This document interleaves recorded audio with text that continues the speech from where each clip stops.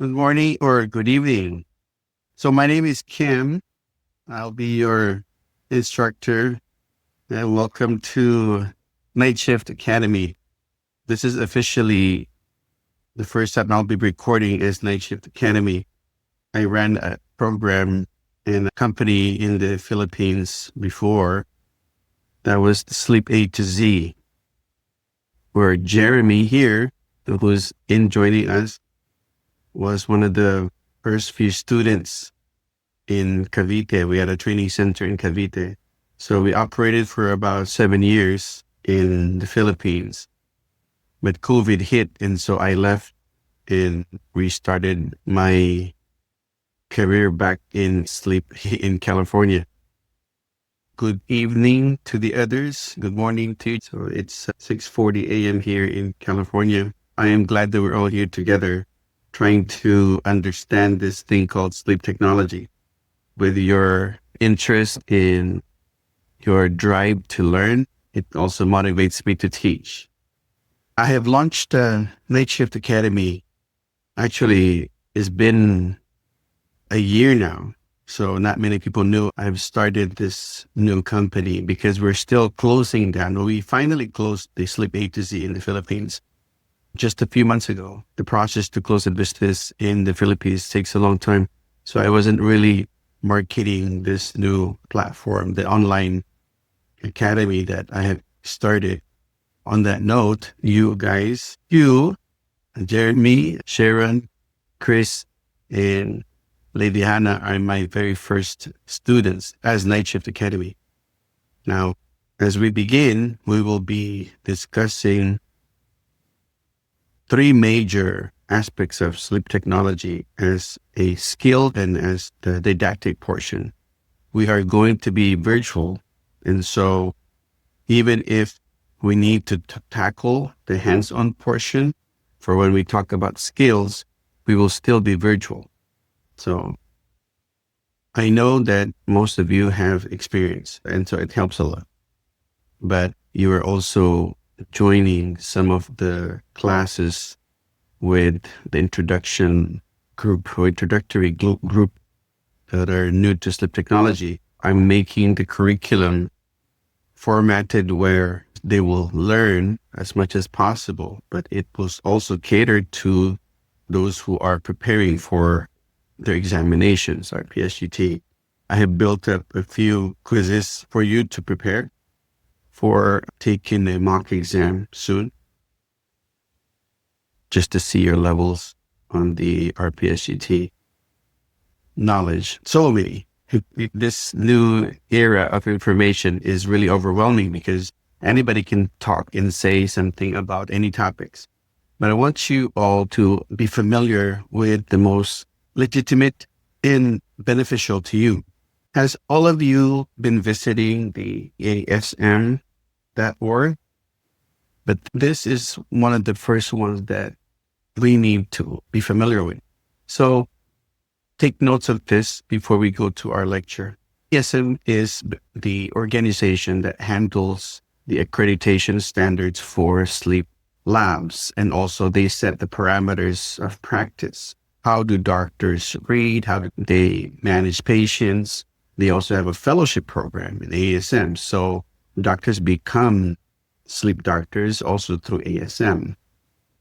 And the other one that will accredit them as sleep doctors is the ABSM. So you have the American Academy of Sleep Medicine and you have the American Board of Sleep Medicine. Okay?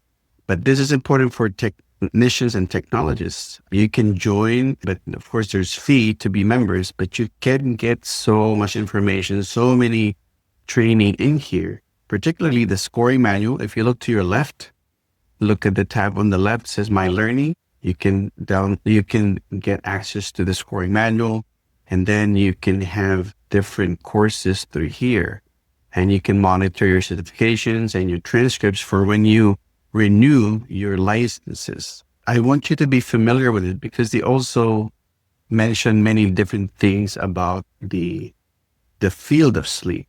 And there are major events that are released here. The only thing is that they all mainly cater to the US conferences. So you have to travel to get into their major conferences.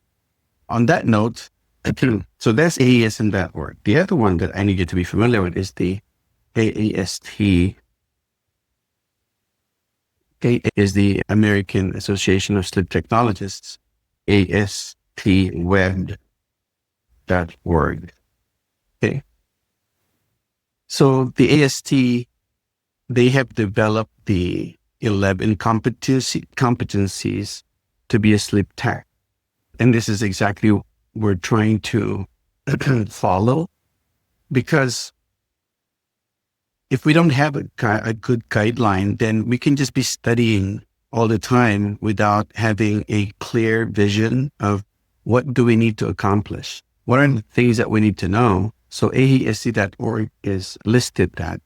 Let me go back to the actual list. If you Google AESC Sleep Tech competencies, you will see a list of the main categories of things that we need to understand and learn.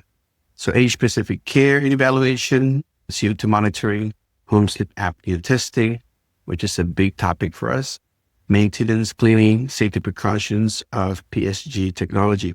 I'll be using lingo that if you're not familiar with, just ask me, okay? I highly encourage you to stop me at any time. Don't hesitate to ask a question. Okay. In fact, I love it when you ask questions. There's no simple or difficult questions. If it's difficult, we can Google it together, but I want you guys to be comfortable asking questions at any time. All right. Moving forward, we will be discussing age-specific care evaluation today or tonight after I'm done with this. So these are going to be the main topics that we will be learning. Okay. Just get back to this. I can always just write this for you on the chat. So this is the website that you all need to be familiar with. You can already create or apply for a membership, or you can just create a free membership. But this is where you develop your credential. Okay. Many people go to the BRPT to become a CPSGT for those who do not have medical backgrounds, but those like you, RTs and RNs, they can go straight to be RPSGT. Okay, but there's different pathways. So CPSGT is an introductory certificate to become a sleep tech. They can have a high school background in the United States, or they can have degrees, but they need to go to CPSGT program.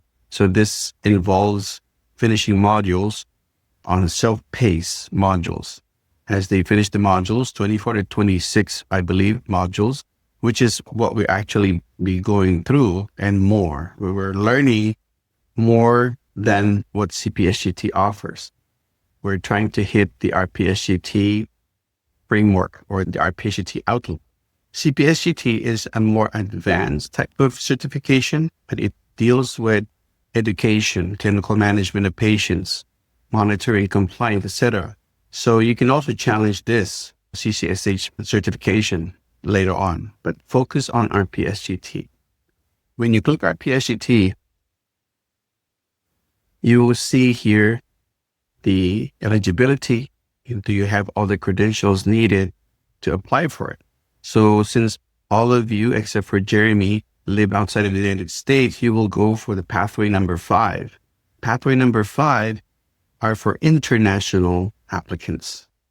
And then it tells you what you need to provide, like your passport, your BLS or CPR card by the American Heart Association, your proof that you have performed at least 960 hours of sleep tech work. So before you can challenge RPSGT, you need to be working as a sleep tech. So that's the immediate goal, if you're not a sleep tech yet, is to start working for a lab. You cannot become RPSGT yet until you have accumulated 960 hours. Once you've done that, then challenge the RPSGT exam. Then the blueprint is what I wanted to show you. There's also exam prep where you can challenge a mock exam, but I also provide that for you already. All right, so the blueprint for our PhD exam is a lot. It's comprised of 4 different domains. So 4 subdivisions: clinical overview, patient support, 20% of the exam. Domain 2 is the preparation and performance. So this is the polysomnography part. Majority of this, 27%. And then domain 3, scoring, reporting, and data verification. So scoring is a big portion, even for our training. And then the treatment intervention. And it's not just always path therapy. Now we have Inspire and Remedy implants. We have the neuromuscular intraoral stimulation devices. And so we will go through all that. Let me stop there. Do you have any questions? If there are no questions, let me begin.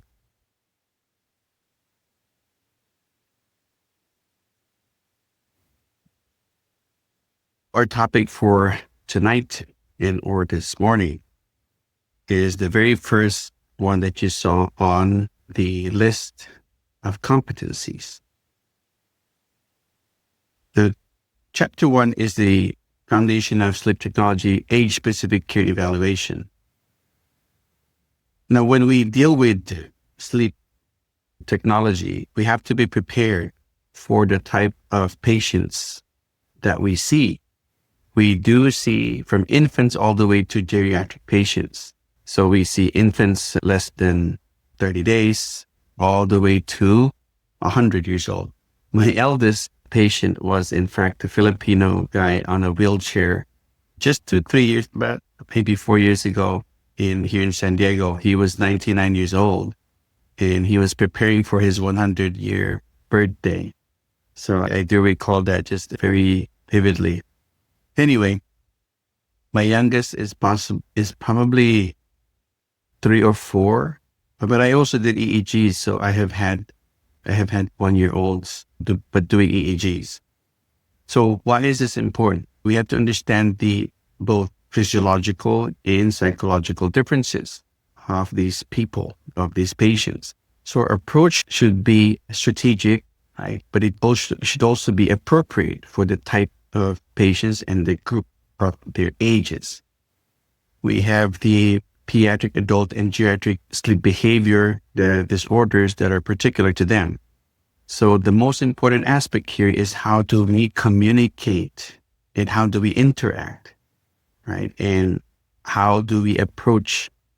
Do we approach them individually or do we approach them with help? For example, you have patients that are underage. So we always have to have their caregivers or their parents to approach them, right?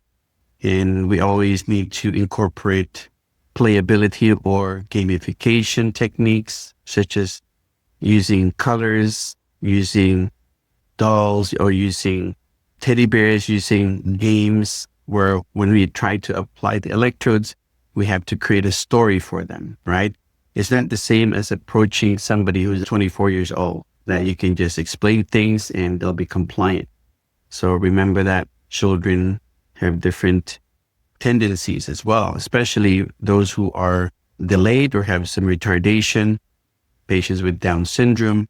So it's a very different approach. We have to be careful, extra careful with them, and must always interact with parents around or their guardians.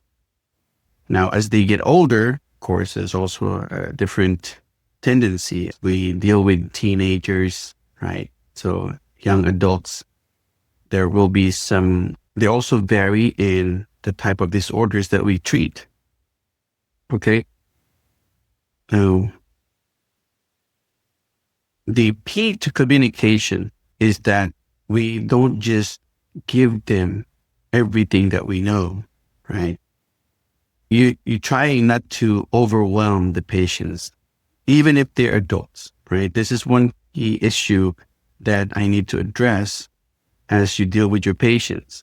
So the idea is that when patients arrive in the sleep lab, we don't know the state of mind that they have, right? They could be already tired from work. They probably have had a near miss accident on the roads. So they might be upset. And then if we try to approach them and just barrage them with information, oh, by the way, I'm going to do a sleep study on you. This is what you'd expect.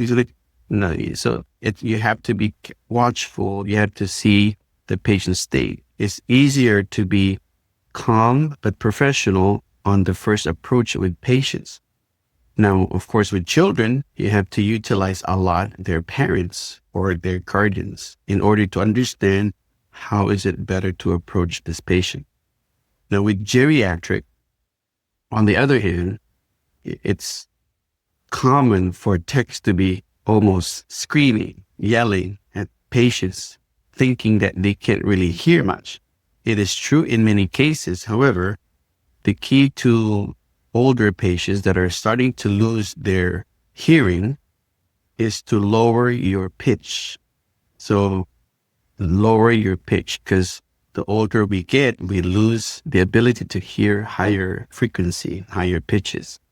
So we have to lower the hello, sir. You don't need to scream, right? Start with a lower voice and then get a little bit closer. All right. Any questions? Not so far, okay. Okay. All right. As we move forward, so there are, again, pediatric, adult, and geriatric sleep behavior and disorders. So with pediatric, usually the issues are polyphasic sleep, which they take frequent naps, particularly the young ones, the tiny ones, because they need 14 hours of sleep per day to develop, to get older, to grow. Okay. But they do have difficulty establishing consistent routines as they get past the first year or so. And then there is a need for 12 to 16 hours for infants. They're really not awake when you're dealing with infants because they're just either active or a quiet sleep. They will have some awake period, but very short because they need to grow. So deep sleep is one of their most favorite stages, since in deep sleep, the excretion of the human growth hormone is most optimal.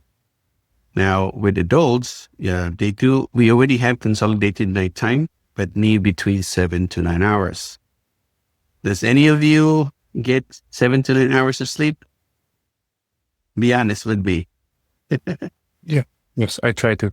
Oh, very good. Yeah. Discipline. I get maybe 6, sometimes 7 on the weekend. Most of the time, and a little less. Always broken.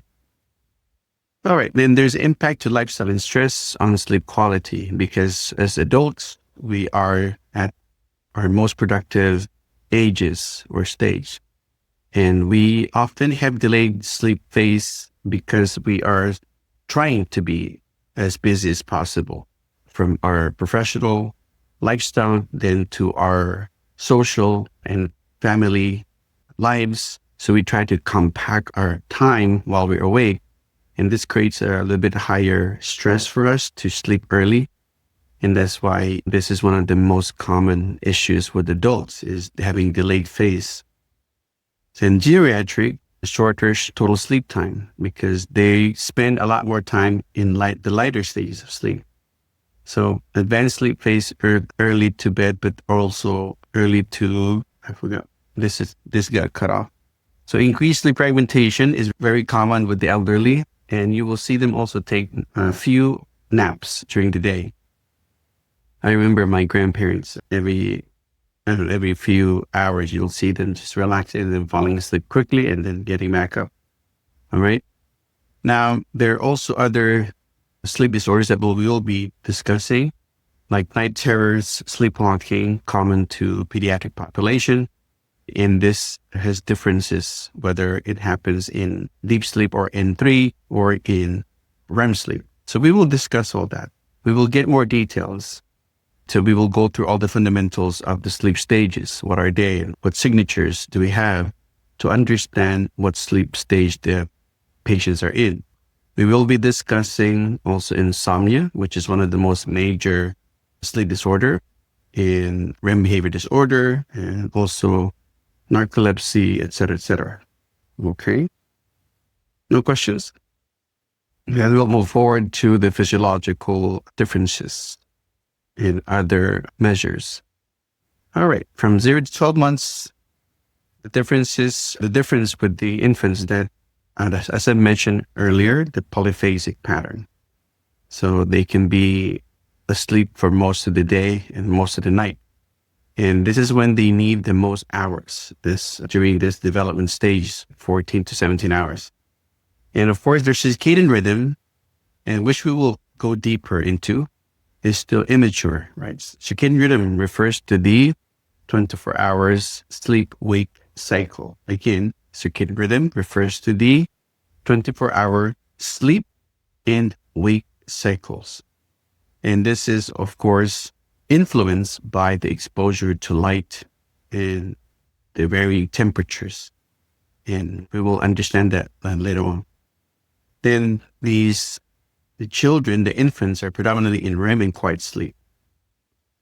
And of course, when you are in REM, typically this is when irregular breathing patterns or periodic breathing, which is common with the smaller patients. And with infants, we see more nonverbal communication. So you have to, when you're doing sleep studies with small children, you have to be very attentive to nonverbal communication, because they won't always say anything or there's little noises that make, but you have to look at their face. Do they grimace? Do they smile all of a sudden? Do they twitch? What do these mean? And we'll go to that. They're very sensitive to the light, noise, and of course, temperature. But they are often comforted by caregiver presence and soothing tones. Now let's move forward to the 1 to 12 years old. Okay, what are the differences? When they reach 1 to 12 years old, the sleep consolidates into longer nighttime cycles. So this is when they will have, instead of polyphasic all over the place, now they start to consolidate sleep. They will start to sleep only at night. They start to begin that, and then they'll wake during the day. But also their sleep patterns becomes a bit more solid, more consolidated, right? It becomes a bit more regular in the pattern. But deep sleep is more dominant still because they're still growing. So again, remember that growth is harbored, nurtured during deep sleep or N3 sleep. Then there's high incidence of parasomnias or night terrors and sleepwalking as they develop. So when you hear night terrors and sleepwalking, you do remember when you're a child that you used to have nightmares or night terrors and at times sleepwalk. Since they have smaller airways, there is an increased risk for apnea. And let's move forward to psychological differences. So what are the psychological differences with the pediatrics? One is the fear of unfamiliar settings. Therefore, when they go to the sleep lab, always remember that these kids are already afraid because they're not in their common environment. So it requires a laymaster. Every explanation you do should be very simple. You can also utilize the parents or the caregiver to try to help explain things to the patients. So there is an anxiety from caregiver as well. So you have to address also the caregiver. And so now you're dealing with comforting the patient, but also the caregiver, because the patients get their cue or they get the sense of how they should feel from their caregiver. If their caregiver is also anxious, then they will feel anxious as well. Okay. Now let's move to teens. With teens, the circadian rhythm is shifting. They are more delayed phase because they start to have a social life, right? They stay up late. So I'm experiencing it now with my teenagers. They sleep late and they wake up early to go to school. But teens usually they will try to sleep in so much more than everyone else on the weekend because throughout the week they are sleep deprived. But remember that these teenagers, they still need up to 10 hours of sleep every night. Okay. And that's why when they sleep late during the week, doing homework, etc., then they get up early the next morning, they accumulate sleep debt, DEBT, right? They owe their bodies a few hours of sleep.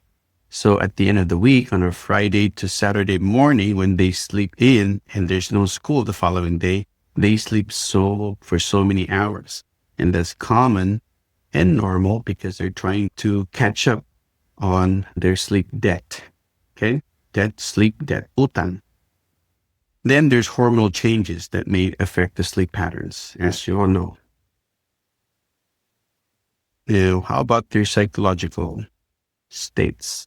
They are usually resistant to authority or rigid rules. So when you approach teens, you have to be calm, you have to be more friendly, right? But professional. And they could easily be embarrassed by how they look.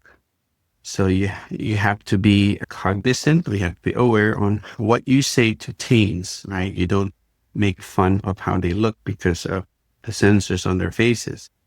So you just have to be careful with that. And then they have greater independence. And so we need to allow them more authority or autonomy on what they want to do. Now let's go to adults. The psychological difference with adults that the sleep architecture is already stable. Of course, the adult, we don't need any more 10 to 12 hours of sleep. Typically, again, 7 to 9 or 6 to 8 for some. So there is potential emergence of the insomnia. Insomnia now starts to occur in also obstructive sleep apnea. Most of our patients are within this age range. And lifestyle factors such as work and stress impact sleep quality because we are at our most productive stage in our lives. Psychological difference for adults is that they typically are cooperative, and the more we educate them, the more they become cooperative. They may have anxiety because they don't know the outcome of their sleep studies. They might be afraid that, I might have this, I might have that. So the more we educate them to their preference, then the easier for them. So we have to remember some patients want detail, right? But not everyone. Some patients, they just want the minimal amount of information you give them.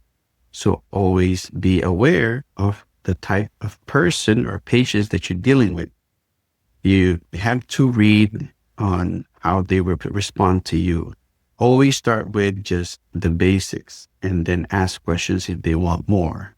Okay. But they do need clear, respectful communication, and we always try to protect privacy. And this goes across the board. The same thing with children.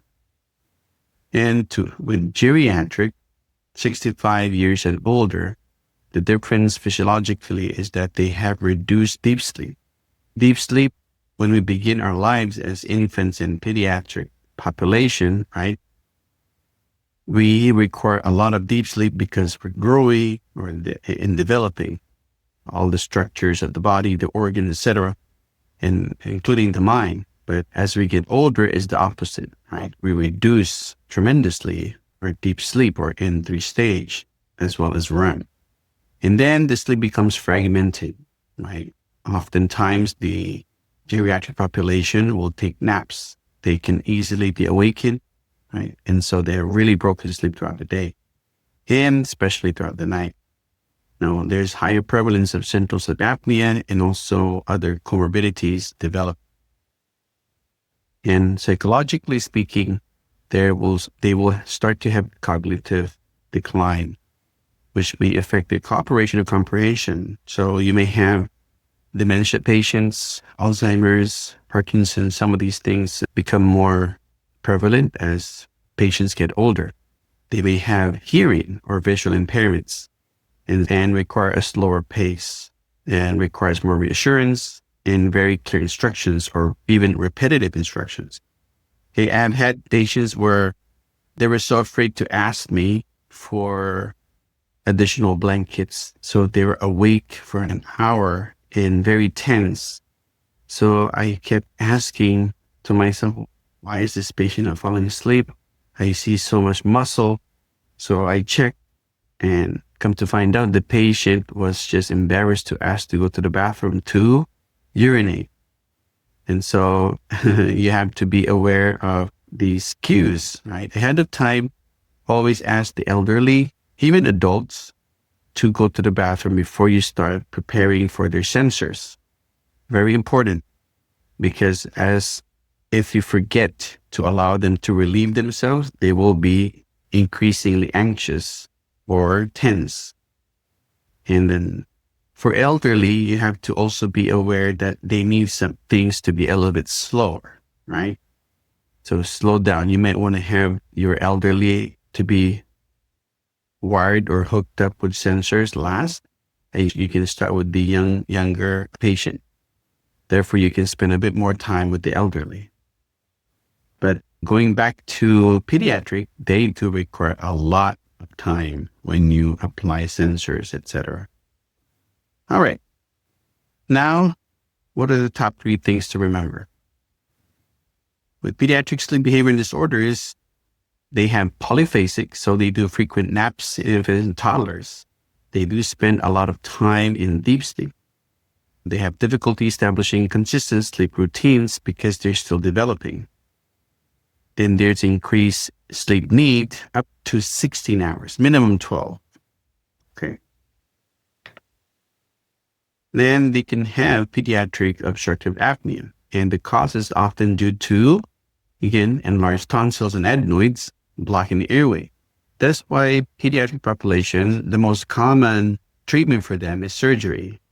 They usually visit the ENT doctors, and then they will have their tonsillectomy or tonsils removed, right? Symptoms start with loud snoring. You can see them gasp for air, and restless sleep. And the way you find that out also is by looking at their bed. If their bed's messy all the time, then they have restless nights. And the daytime behavior issues is like they are all over the place, that they can't focus. Remember, when kids are sleep deprived, they're not the same as the adults. When adults are sleep deprived, they tend to be slow, they tend to be irritable, but they tend to be sluggish. But with kids, with pediatric population, when they are sleep deprived, they are going to act as if they have ADHD. They can't focus. They're all over the place. They're loud, run back and forth. Okay. And the issue is that they have ADHD, but that they are sleep deprived. And risk factors, of course, for kids are obesity and craniofacial abnormalities and neuromuscular disorders. And as far as behavioral insomnia of childhood is concerned, the sleep onset association type relies on specific conditions to fall asleep. Then limit setting type, child resists bedtime requests to delay their sleep. And this is so common, right? And this is their psychological issues with kids. They always try to stay up later than usual. And then the symptoms usually is that they fall asleep without caregiver and frequently it happens during the night. So when you notice that the children are starting to fall asleep on their own without them asking you, and if it's an odd time that they fall asleep, then there could be some sleep issues, right? What you want to see with children, even on adults, is the pattern of sleep. Okay. When children are encouraged and are supported in sleeping the same amount of time every night, at the same time they go to bed, they will also have the same wake time. That will harbor more natural and healthy sleep pattern. But if they can sleep at any point in time during the day, at night they don't have any patterns, then there is some sleep concern. Okay. Now, parasomnias occur more often in pediatrics. This is the stage where they have sleepwalking and night terrors. Okay, so night terrors occur in deep sleep. Nightmare is a different story. Nightmares occur in REM sleep. The ages between 4 to 12 is when these things occur more commonly. Symptoms are sleepwalking, they'll be screaming, or maybe they'll wake up out of a sudden and they're confused. But if they don't have any recollection, they don't know what happened, this is because they are coming out of deep sleep or in 3. Okay. Then these parasomnias are typically outgrown, so they disappear eventually. It can be dangerous because they could be walking outside the house, they could be touching things that are sharp or etc. So we have to be careful. All right. Night terrors they will have abrupt awakenings with intense fear. So these are night terrors, children between 3 to 7. Sleepwalking or somnambulism, so remember the term, somnambulism occurs during deep non-REM sleep. Okay? So we only have two main categories of sleep, right? REM and non-REM. Non-REM has N1, N2, and N3. All right, let's go towards pediatric obstructive sleep apnea. Again, due to large tonsils, they start to have a more narrow airway. And so children that are obese have a higher tendency to have OSA. Children also with Down syndrome have high prevalence of obstructive sleep apnea. Now moving to adults, talking about sleep behavior in sleep disorders. Consolidated nighttime sleep between 7 to 9 hours is what's optimal to adult patients. Again, the impact is on the lifestyles, and the stress affects their sleep quality due to work and relationships, etc. And again, the most common thing to happen is they can have delayed phase syndrome. Now, common disorders for adults, again, are insomnia. So insomnia is a difficulty initiating or maintaining sleep. Sleep apnea is also difficulty in maintaining sleep. So think about it. If sleep apnea patients, they can easily fall asleep, especially if they have severe apnea and they're always sleepy. So they do not have issues falling asleep. The difficulty with OSA is that they have difficulty maintaining sleep because they'll keep waking up due to their arousals from their apneic episodes. Insomnia is difficulty initiating, but also they can have issues maintaining sleep. For one, insomnia has different kinds.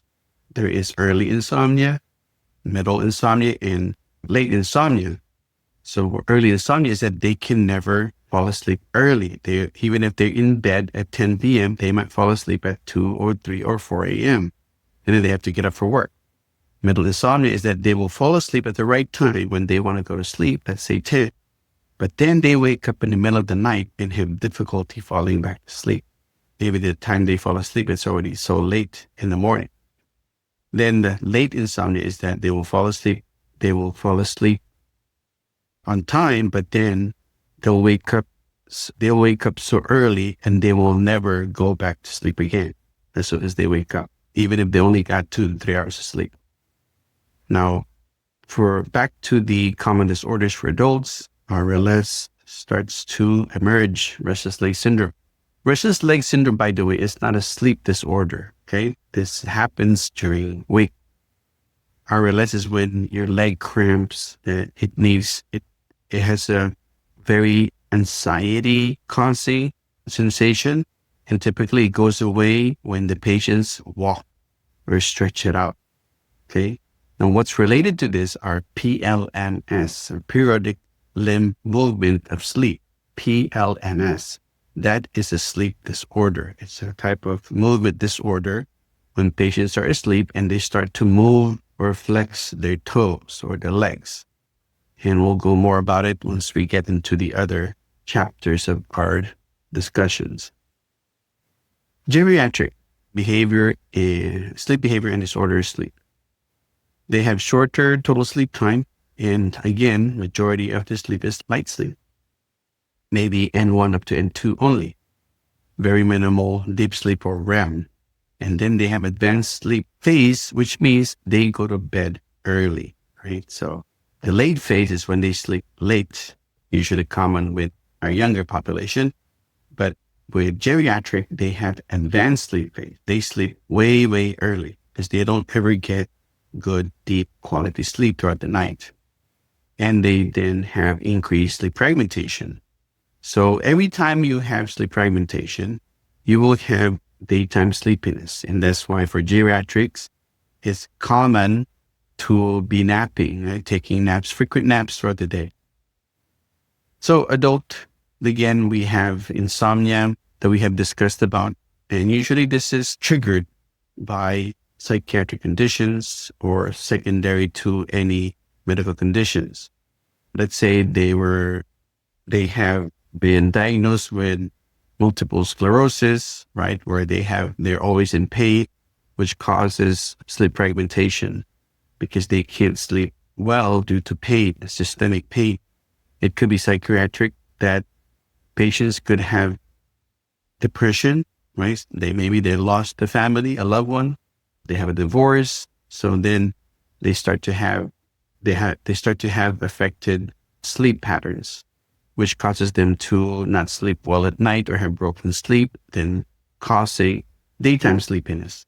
And then if this occurs longer than 3 weeks, then turns into a month, 2 months, 3 months, then this condition becomes chronic. So now it's chronic insomnia. The longer the insomnia perpetuates, right, the longer the insomnia is experienced by the patients, the harder it is to treat, right? And the treatment for this is what? Anybody know? What's the treatment for insomnia? CBTI. CBTI is cognitive behavioral therapy.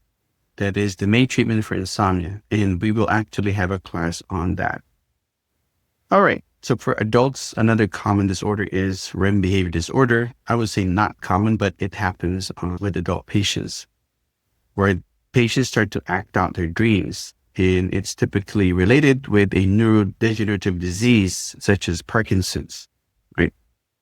This other neurodegenerative disease, but Parkinson's is one of them. Now we also have circadian rhythm disorders. This is when there's a misalignment of sleep-wake pattern or timing. So circadian rhythm, again, as I mentioned earlier, is the 24-hour sleep-wake pattern. Your day should be divided into wake and sleep, right?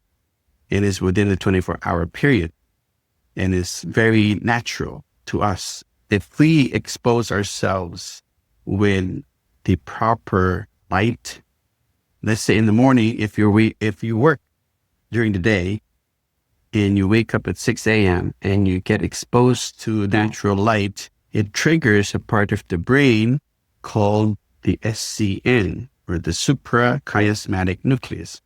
That is a very sensitive part of the brain to light. As soon as you expose your eyes to light, the SCN is triggering your body to be awakened during that time. So that's when the hormones are also influenced to excrete more of cortisol and norepinephrine, so that your muscles start to flex, your heart rate increases, your blood vessels start to constrict, so you will have higher pressure in your system, so that you can start to feel more awake and pumped for the day.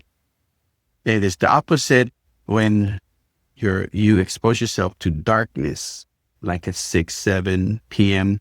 You're not already exposed to bright lights.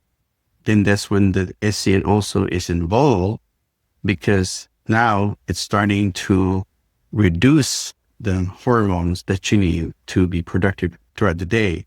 Now it will increase production of melatonin, and it reduces the cortisol levels so that you can start to wind down, your muscles start to relax, your heart rate now is decreasing, your blood vessels are now dilating, so then you start to calm down and be prepared for sleep throughout the night. Okay? Now I'm going to do a couple more slides and then we will call it a day. Just checking chat. All right, good. So what we will discuss next is the chapter 2. This will be the beginning, but we will be discussing this more on our next session. But just to intro the next chapter, we will be discussing the standard procedures for patient evaluation, and we'll discuss about proper techniques for measuring the temperature, SpO2, blood pressure. We do take it, but not all labs do that. This is not a mandatory thing. Okay. Excuse me. And then documentations. So when we discuss documentations, we will be enumerating the Epworth Sleepiness Scale, stop bang, pre-study, or evening questionnaire for patients. We also have other proprietary questionnaires depending on the lab. Some sleep labs will give very minimal documentations or paperwork for patients to fill out, but some labs will require more comprehensive types of questionnaires where the documentations will ask patients of their own habits throughout the day. Do they smoke? Do they drink? Do they snore? Were they ever told that they stop breathing? Right? Now, they will also be asked if do they have parents that snore? Do they have any cardiovascular diseases, etc.? So that's a very comprehensive type of questionnaire. But aside from that, we will be discussing again the standard procedures for the evaluation of patients. Now, let me stop here.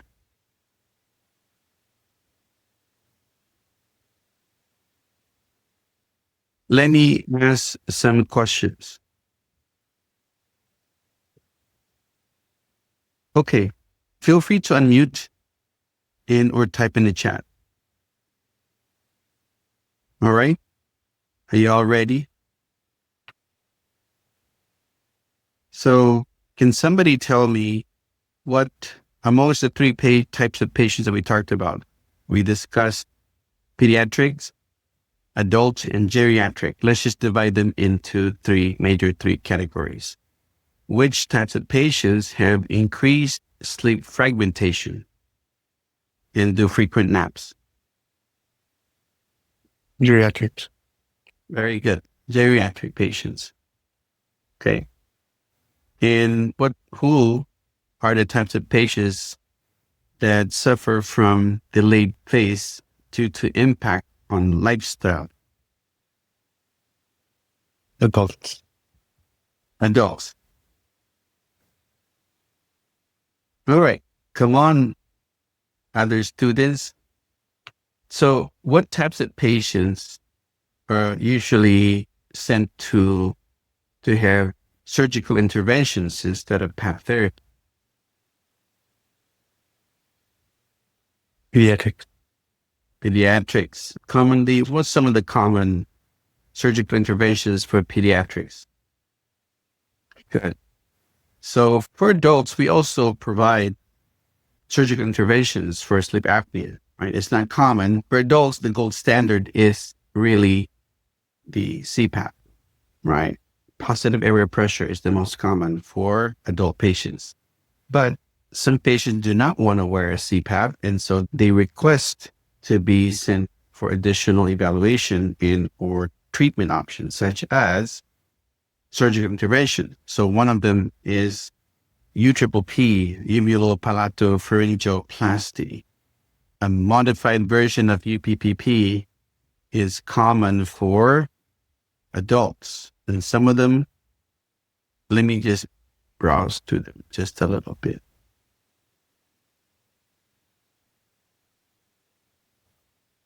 I will just add a few more things, but since Jeremy mentioned the adenoidectomy and tonsillectomy, can you see my screen?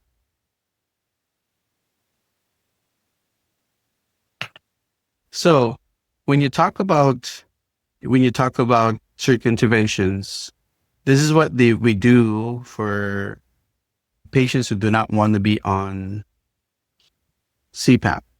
So here on, if you can look, so this is they could be UPPP, or it could be just, say, modified UPPP. Before the UPPP, if you look here on the left, look where my cursor is, they used to cut everything. They'll cut the soft palate, the uvula, the adenoids, they will cut all of that, okay? And so what ends up happening is supposedly a bigger, wider airway. The problem is with adults, the healing process is sometimes compromised. So instead of healing appropriately, the adult patients end up with scar tissues. So then this area becomes rigid. So instead of being collapsible or contractile, meaning they can contract and relax, they are just rigid because now they're just scar tissues, which can cause even worse apneas or snoring. So what they do now, to the right here, look to the right, instead of cutting, they will start to just fold tissues. They start to fold and then they'll just keep the tissues, but create a bigger opening. Now they even leave the uvula open, or they can slip open this and fold some of the tissues and tuck it in or fold it upwards so that it can increase the actual opening the back of the throat. Okay? And there's other procedures like pillars and then also the expander.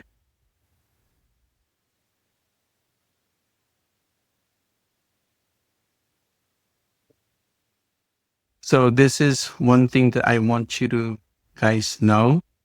The maxillary expansion, MAD, this is palatal maxillary expansion. So they can put, this is not invasive at all, right? They'll put this expander at the roof of the mouth and they'll start to titrate, meaning to say they will turn this portion of the device to push the jaw or to push the maxilla wider, okay? So what ends up happening is they will end up having wider teeth. This is a good example here. So if you can see at the beginning, it's closed. So as they expand the teeth, the maxilla, then they start to have separation. But the maxilla now, the jaw is now wider, allowing for a better airway or more open airway at the back of the throat. But okay, enough of that.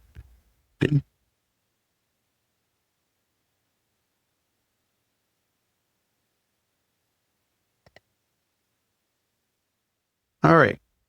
Now, what are some of the parasomnias that are common with children?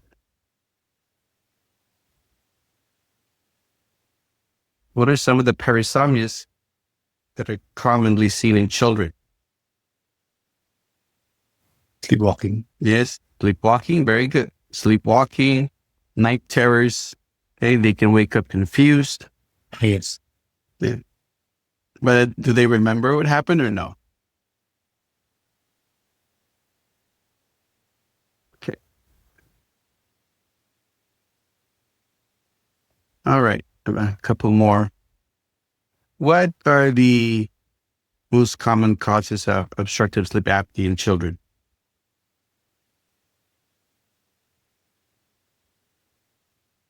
What are the most common causes of sleep apnea in children?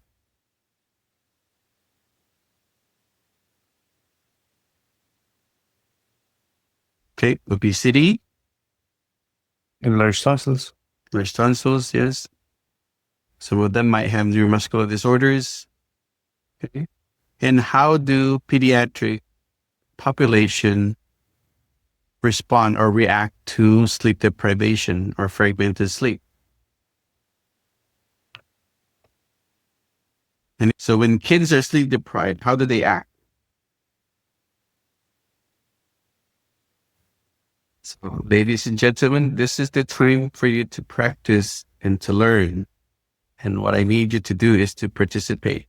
Okay? Don't be shy. Even if you have mistakes, it's okay. It's accepted here. Even I make mistakes. So I want you all to participate when I ask questions. My feedback that you're listening, that you're understanding what I'm saying. But eventually I would like for you to be responding to these questions. Okay. All right. Last call. Do you have any questions, any concerns, any things that I need to elaborate on from the discussions? All clear? Good. All right. So on that note, thank you for this first. Thank you. I appreciate you all, your attention, and looking forward to our next sessions. This is the first time that I'm doing this as Night Shift Academy, but also during the week. Sorry, getting blurry. This will be available again for all of you, including those that they haven't attended today. And then prepare for a quiz the next time we meet. If there's no other questions, I want to say good morning and good night to the rest of you. Hope that this was beneficial. Thank you.